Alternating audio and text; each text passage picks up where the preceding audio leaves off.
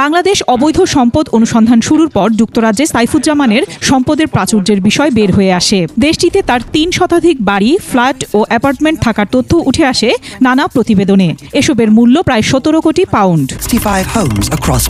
British দৈনিক টেলিগ্রাফের প্রতিবেদন অনুযায়ী সাইফুজ্জামানের মালিকানাধীন ৬টি আবাসন কোম্পানি দেশটির প্রশাসনিক প্রক্রিয়ায় চলে গেছে।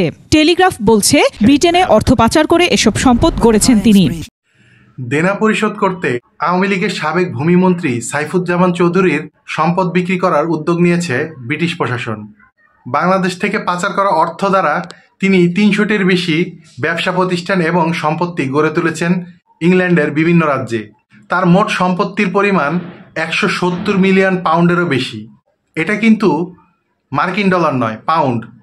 এক পাউন্ডের বর্তমান বাজার মূল্য ১৬০ টাকার বেশি। তাহলে একটু ভেবে দেখুন কি পরিমাণ টাকা উনি একাই পাচার করেছে বাংলাদেশ থেকে।